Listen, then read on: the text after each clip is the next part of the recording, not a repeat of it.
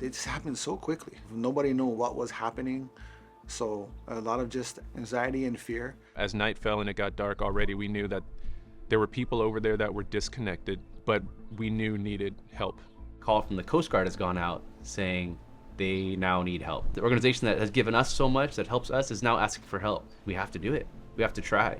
Station Maui, we're a one-boat station. We're only required to have one boat operational at a time in order for us to respond. Given the magnitude of what was going on in Lahaina, we put out a call to any mariners who are willing to assist, and Sail Trilogy answered that call. Before I leave the house, I tucked my kids into bed and I kissed my wife and I said, I'm about to go to a place where there is no cell service. I don't know when I'm gonna be back.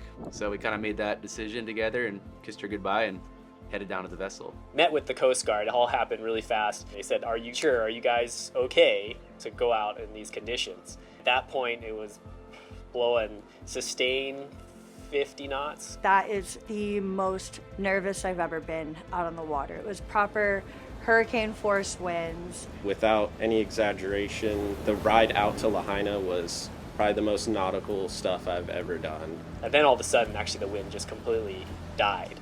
It switched from the roar of the wind to the roar of the fire. We saw the orange glow kind of Lahaina.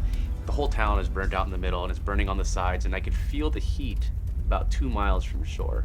It was a sight that I think would put the most creative end of the world movie to shame. Riley was able to take a moment and we prayed together as a family. We started setting up the boat to be a triage center. I'm envisioning who knows how many people, as many as this boat can handle. The first 2 people we took on board were 2 little kids, and it was a brother and a sister, and they were by themselves. That was a pretty heavy moment because I got 3 kids myself and just couldn't imagine what they must be feeling and thinking. We find out about maybe an hour later or so that they located the parents, so it ended well. Riley and the rest of the crew that was on Trilogy 2 were a big help, pulling out binoculars and looking for survivors in the water, conducting shoreline searches, providing care for survivors. Riley is a leader within this company, but I know the first thing Riley will tell you is that it's a team effort.